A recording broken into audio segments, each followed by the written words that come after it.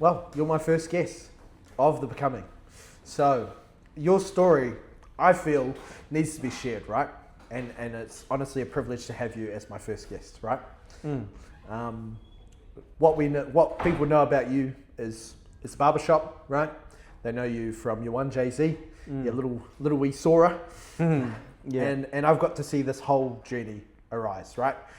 Basically near the time that you arrived here in New Zealand. Yeah. Essentially. Yeah. Not, How long were you in New Zealand before I met you? Been like 2 or 3 years. Yeah. Still a fob, but yeah. And to be fair, from what you've told me, you started with no English, right?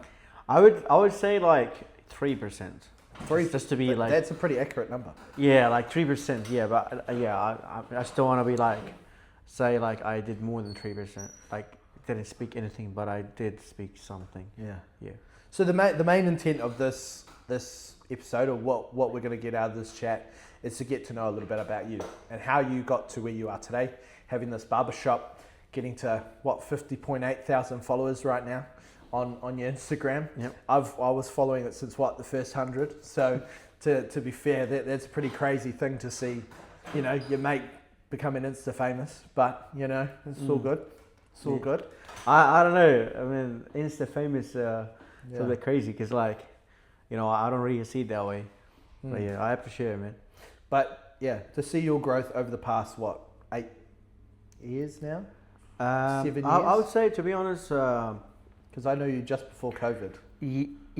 I would say, probably like the last 4 years, to be honest, is when like I really start to look in, and maybe 4.5 years. Yeah. But your story started way before then, right? Yeah, 100%. Yeah, 100%. I mean, until you mature and like start understanding life, you know what I mean? I would say only the last 4.5 years that I start to look in more. Previously, I was just surviving, if you know what I mean. Yeah. Well, yeah, and that's what I mean. Like that story of surviving to thriving. Yeah. It's like why I feel you are like, you can be a role model to others because you've grown so much over these last 4 years. Yeah. I mean, having your own shop, doing the stuff that you're doing now. Yeah. Like, would you have thought that when I first met you? I wouldn't have thought. I knew, to be honest, I knew you as the crazy Arab guy when I first met you. Yeah. Blowing up his Forester in the middle of Courtney Place. But there's been a lot of growth since then, right? This is the stuff that I sometimes get embarrassed of. But to be honest, it's part of who I am. It's part of what makes me today. Yeah. But it's part of your story, right? Yeah, 100%. That's what I said. Like it's a bit embarrassing, but again, this is part of it. It's part of the game. It's part of my life. It's what, if I was to go back in time, I would do it exactly how it is. Yeah. Maybe there's some things I'll change from when I was really young, but not right now. Yeah. Yeah. Because like even growing up, right? Like our story started basically after college years, right? But before that, you had a whole different life overseas before coming here. I had actually many different lives overseas. There's 2 different lives that I lived before I came to New Zealand. First one is obviously in my home country, Syria. Yeah. I was born, raised there until I was 12, 13. Yeah. And then, which was, Syria was beautiful. It was a great place. It's actually nice in summer and it snows in winter. So for anyone that wondering, Syria, it does snow. It does get cold. Sometimes Syria snows. Huh? Does it snow? No, it does snow in Syria, but it doesn't snow here. Oh. Yeah. When I say it's cold here, people are like, oh, isn't that like... Oh, when I say it's hot here, sorry. Yeah. It's like, oh, isn't that normal for you guys back there? I'm like, no, this is hotter than that. Yeah. Sometimes it is. Anyways, take this about it. Yeah. And then, so obviously I was born and raised in Syria. Had a beautiful life there until the war took it away. I think there's quite a bit of things that changed. The war has a big impact on people. It's always negative. Yeah. But it can be positive. It can be positive when you work through it and take it as a strength rather than something to hold you back. Yeah. But it's a big disadvantage that can become a huge advantage in your life. And then from Syria, we moved to Egypt. When I say we, it's my sisters, 2 of them, and my dad and my mom. And in Egypt, things were, like in terms of your life, was somewhat safe. So no one was trying to kill you or shoot you or bomb you. However, in terms of living, it was extremely difficult for my father. obviously, because he, you know, like losing everything and then starting over again with 3 kids and a wife. It's actually not that easy. No. And then starting, you know, like at a young age, have to work and study at the same time. I think even when I was in Syria, I started working as little as 7, but I wouldn't consider it jobs to provide. It was more just summer jobs, you know what I mean? Yeah. And then when I was in Egypt, I actually had to work with my father to support, you know. And how old were you there? I would say like 13, 14. I remember like I had many different jobs. It's just something about me is that I pretty much done anything and everything since I was a young age until I found what I like. I think the worst job I had was working in a factory when I was 13 in where you're like basically like a robot for like 6 hours straight, then almost no breaks, and then another 6 hours, you know what I mean? Yeah. And then the worst part about this job is in the morning there's a transport to get you there. Because you're doing a 12-hour shift out of nowhere, at night there's absolutely no transport. So after finishing your 12-hour shift, you would have to stay outside hoping somebody would come in and give you a ride. Really? And then sometimes you could be waiting for an hour, 2 hours, and it's out of nowhere, so anything could have happened. Luckily nothing happened. And I got to give it to people in Egypt. In the board area, they're actually really lovely and nice, in my opinion. There was still obviously some bad side. Yeah. Anyways, that was possibly the worst job I had in my life. Even like the people there were really rough. You know what I mean? Like everything just like you get treated in a way you never get treated, and you see your dad as well get treated in a bad way. This is like one of these things that you see and you never forget. Yeah. Luckily, we managed to get another job closer to town, and then when we did, you know, things were better. But and then to survive type of thing. Yeah. I mean, I was going for school, but to be honest, like the focus wasn't really studying too much. You know what I mean? And then you could just think of it like I was all over the place as a child, you know, and then as a teenager as well, and also undiagnosed ADHD as well. So you can understand how much of a chaos my life was. Oh. And then when things happens like you know, like it's a few situations where I got robbed in Egypt, you know what I mean? This is the things that you never goes away as well. You know, even though there's some good people, there's also some bad people. And then there was a few situations. I don't want to get into it too much, but one of them was I was held into a knife point, you know what I mean? And then I didn't get hurt in a way that it's damaged. It's just like kind of scratch. I was really young. I think the guy didn't want to hurt me, just wanted what I had. And all of this was over like a gas bottle. I'm not even kidding. Really? And the change I had in my pocket. He was nice enough to leave me 2 Egyptian pounds to get back home by a bus. Oh. Yeah, so that's pretty good of him. Anyways, looking at the positive in that way. Yeah. We, you know, like being a refugee in Egypt, obviously I'm a refugee background, means that the UNICEF have a program for refugees. Yeah. And then one of this program is that they take you, you sign up with them, and then they have all their information about you, and then you get countries like New Zealand, like Germany, like America, whatever country that is, right? They say, look, we want to take people. We want to take care of people. We want people with kids, good health, blah, blah, blah. Yeah. And then basically, you get randomly selected. And that's exactly what happened with us, to come to Aotearoa, New Zealand, right? Aotearoa? Yeah. So very first place. Yeah. To be honest, we never choose where to go. Yeah. And the chances of you getting picked in the first place to change countries is like almost non-existent. Yeah. Because not only there's Syrian refugees, there's Sudanese, there's Somalis, there's Iraqis, there's Lebanese, literally. So many. Dude, sadly, there's so many refugees out there. Shout out to all my refugees doing hard out there. Anyways, you know, I remember like one day we were like sitting down, having lunch, which is at 5 o'clock, it's normal in Egypt. And I get a call phone, my father get a call phone from this random number saying that, oh, do you want to change your country? And I'm like, oh, it sounds just too good to be true. Yeah. Right? And luckily it wasn't. It was actually real, you know? Yeah. And then my dad was like, yeah, sure. And he goes, if you come to this location, you know, bring your passport, bring your family, come for an interview. So my father goes there alone because he didn't trust it. Yeah. But then when he got there, he realized it's actually real. It was actually the consul, for, you know, like for the place. There was no like, no scamming in the place, right? Yeah. And then this one we basically went downtown, you know, and then all of us went there, got in, and then I remember like every time we go there, you basically wait for hours. Yeah. Like hours, dude. Like, it's a long process. You wait in your line for hours, man. It's like a really slow process. Yeah. And because we were kids, the focus wasn't on us too much, but it was my mom and my father, especially my dad, his background, what he done, what he did, blah, blah, blah, my mom, blah, blah, blah. And then I remember we had 3 interviews. Each one is about 2 months apart. And from memory, I remember like them asking similar question, just different times. And I think what they were trying to do is just double check if everything was like matching, you know what I mean? And then, so brother. Anyways, next step. Yeah, so, and then it's like 6 months in, we still don't know where the hell we're going. You know what I mean? All we know that we're gonna go somewhere. Yeah. Where, God knows. Yeah. And we're just like, this is like a dream, you know? And how did you feel during that? Oh, I felt amazing, you know? Anyways, after 6 months, I think about 8 months, I can't remember, we get a call, come back in, another interview. So we go to do the interview, and then in there, this is when I met the first Kiwi ever. I can't remember his name, but I remember he was sweating, it was so hot. Yeah. And he was bald. He was the whitest person I've seen at the time. And then he came in, he started speaking to us, and obviously I had no clue what this man yapping about.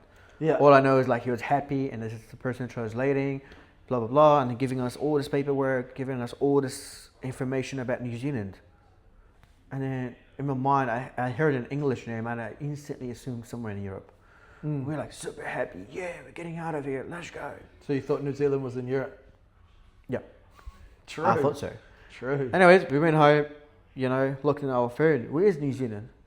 And then I was expecting the map to go up. It just went down to the other side. I'm like, what the hell, where are we going? First thing, look up, what is New Zealand? What does the street look like in New Zealand? Yeah. How does the houses look in New Zealand? Yeah. What does people do in New Zealand? Yeah. The first piece of information I got from New Zealand was the sheeps. There's more sheep than humans. That is. And I just assumed that we're going to be living in like this green farm. Yeah. You know what I mean? And like animals everywhere. Yeah. You know, it's going to be like this beautiful wintry vibes, you know. Yeah. Every person you meet overseas, the first thing they say is, I always hear that there's more sheep than people. Yeah. Hey. Yeah, and that's true, but it doesn't mean yeah, anyways, it was crazy feeling, dude. And then I was like, yeah, I'm gonna be buying all the nice cigarettes in there. I'm gonna be buying Malboro's, where I'm gonna live my life. I'm gonna be a king, right? And then we had the process of going through. They do full check on you, like from your hair down to your toe. Like full health check. Every health check. True. Everything, any disease, any conditions, how healthy you are. They really are picky with who they bring here. Really? Yeah, extremely picky. Anyways, eventually, you know, we moved over here. There was some challenge coming here. We got our, like, everyone in our group, like in that group that was supposed to come here at the same time, left except for us. Yeah. And then it got to the point where we forgot that we almost gave up. We're not going to come here. Eventually it happened. Yeah. And then we got here and we were sent to the refugee camp in Auckland for a month and a half, 6 weeks. How was that? Oh, that was really interesting. It was weird. Yeah. It was really weird. It was New Zealand. I remember like this guy, Sergeant, he's from, I think he's Assyrian. He spoke Arabic. He picked us up from the airport. Yeah. And we got in a car, in the van, a white van, and we have our backpacks, and it was like cold. It was so cold. I remember I was wearing t-shirts, you know what I mean? Yeah. I'm like, what the hell? Why is it so cold, you know? And then, because we came from Egypt. Yeah. Egypt was hot at the time, right? Yeah. And then I was like in a completely different zone, you know, like it just, like, you know, jet lag. Mind you, I've never traveled that long. I've never been in a country where it's like this. And then the first thing I noticed going from the airport in Auckland to Mangere, a refugee camp, it was how green it was, how stunning it was. I couldn't sleep. You know what I mean? Yeah. Like the whole way, it was like an hour, I think. I can't remember how long. Yeah. But it felt forever. Eventually we got there, took our bags out, and then they showed us our room. They showed us the kitchen, blah, blah, blah. Yeah. The first week was really different. It was really hard because we couldn't adjust to the sleep schedule. Yeah. You sleep at a random time, wake up, and it's still dark. Yeah. So it was just all over the place. And then in the time in refugee, like in a refugee camp, you learn the very basic, the things that you should and you shouldn't do, blah, blah, blah. You learn about the Maori culture a little bit. You learn that you shouldn't sit in the table. You know what I mean? Things like that, right? Anyhow, obviously I went to explore the area because I was young. I remember me and my mates would walk. I made some friends in the camp. They were from Afghanistan. Yeah. And then it was like 2 or 3 of us. We would walk like an hour, 2 hours just to go swimming. True. And then we just go all over the place. You know what I mean? Yeah. Eventually finished the refugee camp, and then we went over to Wellington. So we were giving a house in Wellington in Ora Valley, and it was a beautiful place. It still is a beautiful place. The one that's why. True. That's our first house in Wow. Wellington. Yeah. Anyways, we start there. I got put into school, and that's when trouble started for me. Not the school, but a 16 years old teenager. This is when I arrived here. That was 11 years ago. Yeah. 26th of August, 2015. True, this month. Yeah. Oh, this month actually. Yeah. Oh, how next many? week. Yeah, next week. Yeah, we'll be like Well, the 11 week years after. an adult. Yeah. No, I think it's next week. Oh, yeah, maybe a week after. I can't remember. Anyways, either way. When we came to Wellington, there was no school. Well, there was school, but no one would accept me in because it was towards the end of the school. Yeah. So what I did is our volunteers, they gave us a free bike, and then all I did was jump on my bike, football in my backpack, and I would just bike and explore area. Just being a 16 years old teenager, didn't speak English, didn't understand what the heck was going on. All I knew was like I tried to find cigarettes because I was addicted to nicotine at the time. I was smoking cigarettes. Yeah. And then I couldn't, obviously, being a teenager. Nobody would sell it to you. You know what I mean? Yeah. I also didn't have any money. I was broke as it gets. It was so hard. So the best thing it was to do is play football everywhere. Like I would go anywhere there's field, people playing, I'll play with them. Go down to Oriental Bay with a ball, take it out, start speaking to people. It was so easy to socialize when I first came. You know, it was like you could just go and do it, right? Yeah, you could. I think being an adult now, right, and like being when you're younger, like when you're at school, like you're not forced to socialize, but you're put in classes or you put around groups. Yeah. You know, and life is just so friendly. But when you get older, like and you have those challenges and stuff, you tend to recluse. I agree and disagree. Yeah. I disagree. I agree because this is what it can be for a lot of people. I disagree. It can also be the opposite for a lot of people. Yeah. And it was opposite for me in my situation. High school time throughout Syria, not really Syria, Egypt and New Zealand were not easy at all. Especially New Zealand because I was very different. I didn't speak the language. I didn't know any rules or how things work. Yeah. I was that weird kid at school. Yeah. You know. And being a teenager, bro, like you're 16 years old, you know how people think at that age, right? Yeah. Well, they either like you or dislike you, right? Like I think that's the tough part. For me is Judged. You know, being involved. No, it's just being like exposed to this kind of environment without any prior understanding of how things work. It was really rough, and what didn't help is that I couldn't speak proper English, and also being like. What I'm trying to just picture this, right? You are undiagnosed ADHD. You don't speak English. You're put in a school where you don't know anybody, almost nobody, and then you cannot communicate with people. The only sport you enjoy, nobody play it, is football. Barely any people play it. Yeah. Right? So you can imagine how things are. And you're in a completely different country, different culture. Yeah. What's normal to you is weird to other people. You know, like one of the things that was really normal for us at any age is offering help. Like just being there all the time. Like here people can view it as like, oh, this is weird. This is creepy sometimes, you know. This is something I learned the hard way because like a lot of time I try to be nice to people. Yeah.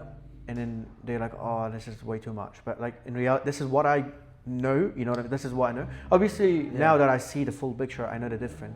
You know what I mean? I know like, okay, this is how it is here. You know what I mean? Yeah. So, anyways, high school was really hard, and then even like trying to like even getting along with people from my country was really difficult as well, and getting along with people from here was really difficult. And there's a lot of things that I did, you know, that as an act out. You know what I mean?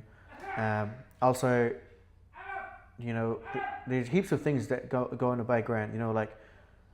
And I don't want to use any of this as an excuse, but I just want to, because this is part of who I am, is one big part is the trauma, you know, like surviving a war, going from a country where like you had to work so much to a country where it's so peaceful, so quiet, it can be really hard.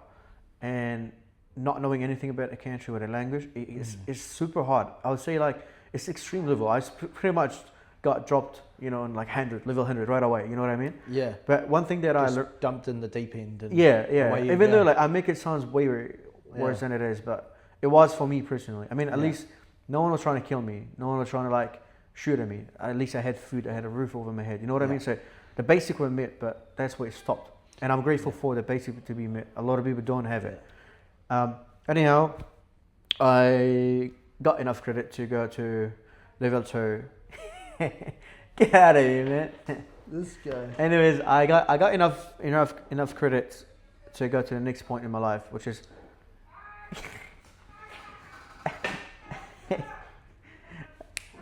hey, yo, we're gonna get run over. I know, just ignore this motherfucker. Hey, look at me. Forget this guy, bro. Your best friend, bro. That guy's He's your annoying, best friend. bro. Anyhow, in high school, obviously, I didn't go to classes as much as I'm supposed to. Yeah. I didn't learn the normal way. I learned the hard way because I can't just sit in a class and learn because that's not how I operate. Long story short, finished high school, somehow got enough credit. I've got enough credit to go to Waltech. Yeah. And the first thing I wanted to study was computer science or computer stuff. I always enjoyed computer stuff. That's where we met Isaac and right? Yes. Yeah. But because I didn't speak English properly, I picked electrical engineering instead by accident. And to make matter worse, I actually got a sponsorship, a scholarship on it. They paid for the course, they paid for my, for my gas to get there and back, and then I had to drop out because it wasn't what I wanted. I couldn't understand anything, and it felt terrible. Yeah. And then I went into information technology, IT, and this is where I met Isaac. Yeah. And this is where I met another person. Yeah. And then that was me and my older sister. We started at the same time, and I got to give it to my older sister. She works so hard for her things, and she inspired me quite a bit. We start together, but obviously me being that difficult child, difficult kid, I didn't go to class. Yeah. I just wasted my time, and then obviously like I was interested in one thing, but not everything in IT. So eventually I just dropped out, and then I picked up a full-time job, and then family pressure, so I had to go back to study. The family want to see me, do something better than just working in a kebab shop, right? Yeah, they want to see you get to the. Yeah. I think any parent, right? Like even my mother. Yeah. And your parents, I know for sure, they want to see you do way better. Than what they've gone through, right? Yeah. They don't want to see you go through the same struggles. Yeah. Sometimes it's hard for them to realize that what they're doing might be the reason why they're putting you in a struggle. But you just have to know that they mean well for you. Yeah. Regardless of how they deliver that to you. Anyways, this is a different story, so we're not really gonna get into it. It can be another hour. Yeah. But yeah, so long story short, I tried 4 to 5 different study and I failed all of them. So that's when I'm like, okay, well, obviously study's not working out. At the same time, like my life wasn't going well. Picking up all these bad habits. You know what I mean? Without going into details into some of them. Doing bad stuff, you know what I mean? Eventually I'm like, okay, maybe I should get myself in a trade. So I got into roofing, and I did that for like 9 to 10 months. I wouldn't say I disliked it. This just wasn't really for me, but it was probably the only thing that I did for a long time at that time. Yeah. And from there, like I was, surrounded by the wrong people. They're not bad people, but we're just not good to each other. And then eventually I picked up barbering, and then I kind of liked it, and I stuck to it. And then I got into a relationship, and then that relationship ended up, and then that was my changing point in life. And this is when like I went from that kid, the needy kid, the clinky kid, the bad decision kid, to that growing man that knows what's good for him, that knows what to do, knows how to think for themselves. That was like my changing point. And I would say that... Because you were living by yourself too, at one little point there on Taranaki Street. Yeah, that was like, kind of like, again, that comes back to the trauma. Yeah. You know what I mean? Like when you're, like obviously trauma doesn't just mean like, there's so many, it's a big thing, trauma, right? And some of it comes from family, some of it from war, some of it like, obviously it's different thing. And not like, obviously I'm still that difficult child, parents not understanding me. Eventually you have enough and you move on. I would say that time alone, it wasn't actually a really good time in my life, but I'm grateful that I did it. So I know where I am. Yeah. Yeah, like right now I understand, you know, like I can, okay, tell me how, I learned how to be with my kids. Anyways. So yeah, so back to the breakup. We had that breakup and it was really toxic. It was like the most toxic things I experienced in my life. You were and pretty, you were pretty down. Yeah, I'm grateful that it happened because that person is amazing, but we're not meant to be for each other. You know what I mean? That's one. But that's not really my take from it. My take from it is that if it wasn't for that breakup, I don't think I would have changed. I think that I really needed something really bad to happen for me to wake up, to like man up. Or, I wouldn't even say man up, but just get better. You know what I mean? Yeah. And slowly like picked up good habits. You know, started going to the gym again, start taking care of myself again, and then start my business as well. And then I think about like a year later, I met my partner. You know what I mean? Yes. And then that's like another great changing point in my life, and made me who I am today as well. But with all of this being said, you know, obviously I've started my car account, and then obviously that had some issue as well. You know, but just again, it's just life. You know, sometimes life had to take terrible people out of your life to make space for the great people in your life. You know, some of this car stuff that happened, like some of these people, I used to see them as like brothers. You know what I mean? I used to count on them as like somebody part of me, and obviously, you know, like things change over the smaller stuff. And again, like if it wasn't for some of these things to happen, I would literally not even have my beige that big. Do you know what I mean? Like I would have just been stuck in one area if you think about it. Anyhow, fast forward to today, you know, here we are sitting in my shop doing this podcast. Yeah, with my best friend Liam of 7 years. Obviously, I haven't mentioned to people how I met you. I met you when I went to that big ass party. I think not big ass party. There's like 20 people in that party. It was massive. It was Isaac. You know. I know it was with Isaac. Yeah. Yeah. And then me and Isaac went there, and this is when I met you the first time, but I met you briefly, and there was so many people there I didn't know, and it was like, for me, I was really happy that these people, like, for me, like, even though like I came across at that time, I came across a weird person or at the gate person, which is, I know that happened, and I'm proud of it. I'm not disowning it. This is who I was at some stage. Yeah. But my perspective at the time was, wow, there's people. Oh, this is people in my age. Oh, like, oh, they're doing this cool stuff. I don't even know what you guys were. Like, a lot of time I wasn't even sure, like, what's going on and where to stop and how to react, you know, and I don't regret any of it, you know what I mean? Obviously, sometimes I feel embarrassed, you know, because, like, but, you know, I'm like, okay, if I didn't do this, I wouldn't know this and that, right? Yeah. But, yeah, I would say, do you want to say something? No. Carry on, and then I'll ask some more questions. Yeah. But I mean, when one of the first moments I remember of you is that, and like when you look at it now, right, is that it's part of your growth phase, trying to understand and trying to, what did it say? Trying to fit in. Yeah. I guess. Really, I was trying so hard to. Because I was even going through my point in my life where I was actually on the bracelet around that one of those first times I met you.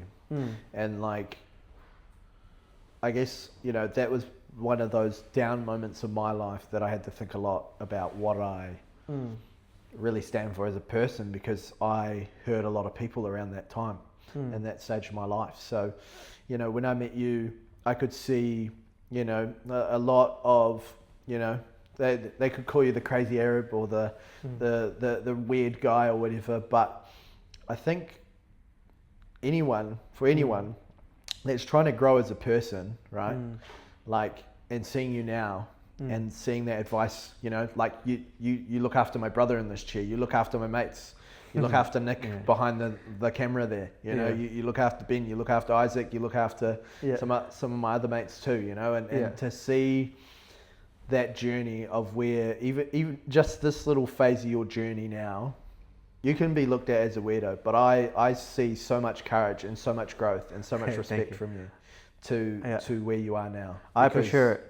Of knowing what you've went through in the past. You know, it's good to hear it from you, because like honestly, even though it's everything that been happening and changed recently, I am actually going through one of the toughest time right now. And it's actually like when I hear it coming from you, what you say about me, it kind of like remind me who I am, because I would say I'm at the stage right now where like I'm not really in touch with myself, if you know what I mean. So that's like another thing that even if I look like I got my shit together, or like I still literally like nobody does, in other words. But I would say the biggest reason why I like to talk to people and give advice where I could, or something I've experienced, or if I see somebody like the way I was back then, like I try to help, is because one, the feeling, like let's just focus on being the weird kid, or the kid that doesn't, the kid that just want to belong, right? Yeah. The feeling of feeling that nobody wants to be your friend, or nobody wants to be your mate as a young person, is a really good enough reason for some people not to want to do life. Yeah. And 100%. I was that person, and I obviously, I'm not saying that I did anything well, you know, like I was trying my best to be involved, so I was just being a human, in other words. And obviously when you try too hard at something, it can scare people away, it can be the weirdo.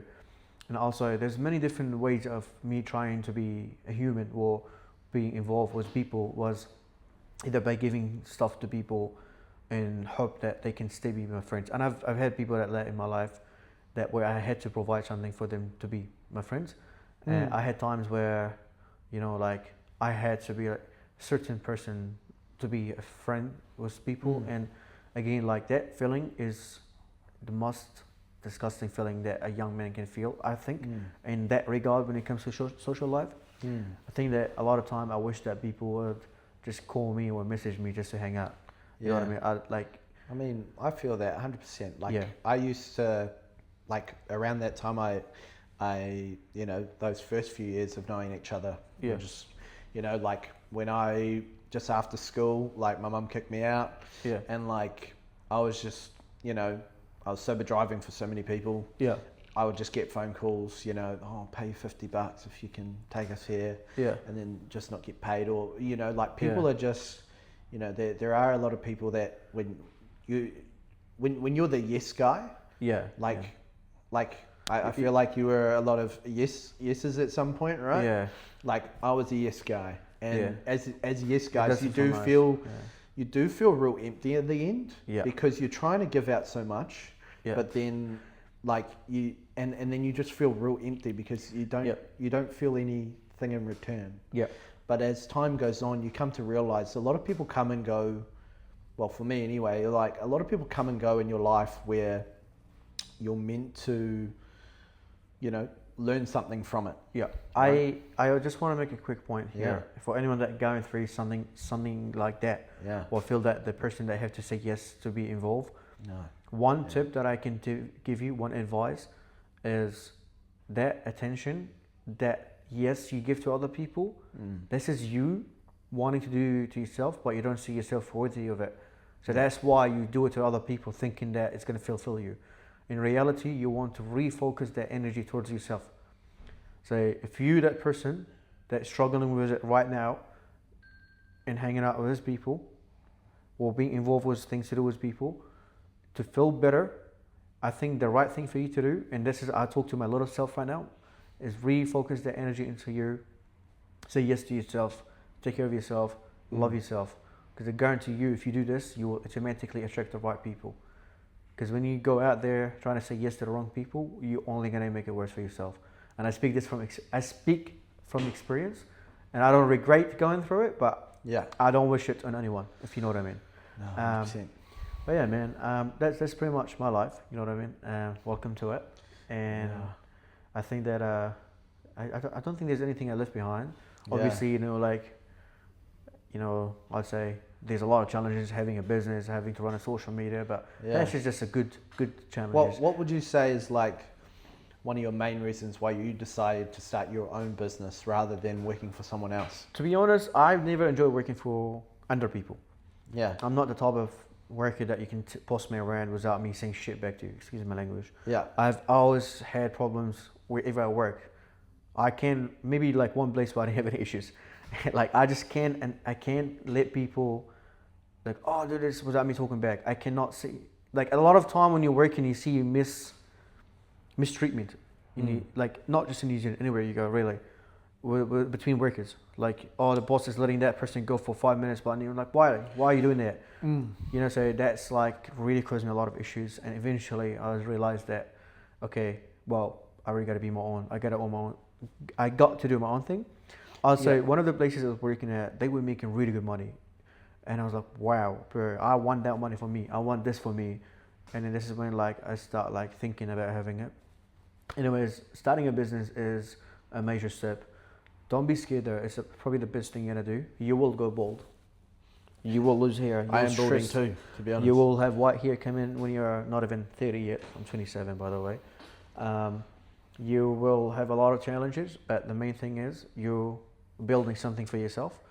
And I say this right now, even though like I'm not really thinking about it that much, but I think that it will be worth it in the long run. Like I said, right now I'm going through a tough time, like mentally, physically, and financially as well. And I'm not embarrassed to talk about it. I'm not embarrassed to mention it. I don't really have my life together as it may appear. I try my best. You know, I reach out when I need to. I mean, yesterday I called you before posting my video. I was so nervous. I almost didn't even post it. You know what I mean? Like I was like, I'm not gonna post this. I'm scared. Blah blah blah. But obviously, talking about it is the best way. Having one or two mate that you can just literally pick up the phone and just talk to them is the best feeling in the world. It's an absolute honor. So, bro. Anyways, I don't want to take much of your time. I am honored to have the opportunity to speak about my life. I think we took like an hour, and I didn't really go in details in a lot of things, but this is like a highlight. See if people want to see Maybe more of it. Maybe we have to do another episode. Yeah, if they want more of it, then if they find it interesting enough. But highlight, long story short, if a refugee coming from a broken home, not broken home, like broken country, having lots of trauma and diagnosed ADHD for the longest time in my life, moved over to a country where there's no English, he didn't speak any of it language, knew anything about the culture, and managed to make it this far in life, then you can do it too. You know, and I don't say this in a way where like I'm better than you. I say that you challenges, you're hurting, you're banging right now, is life trying to teach you something to make you stronger. And trust me, not everybody make it there. Not everybody challenge their pain. You don't get comfortable with, you know, just accepting the minimum. You fight for what your dreams are. And I say this right now, mainly for me, literally, I say this to me right now because I need to hear it, but also for every other person out there, you know, like, you're capable, you're worth it, and you deserve it. You know what I mean? No matter what other people around you say, no matter what humans doubt to you, no matter who says no to you, you will do it as long as you show up every day. You know, at the beginning, people are gonna laugh. They're gonna mock you. They're gonna make stories of you. They're gonna make you. They're gonna talk so much crap. Literally, and that's just usually happens from the closest people around you, and that's just you challenging them and them getting jealous of you doing something different. So get out there, you know, love yourself, love your life, and believe in yourself. This is the biggest one. Just do it. Thank you. I feel like I'm the man. I meant to close this podcast. My bad. Sorry, my bad. Nah, you're right. Stole your job. Nah, it's all good. Yeah. Nah, thank you. All good. Thank you. That That was great. That was good, man. Thank you.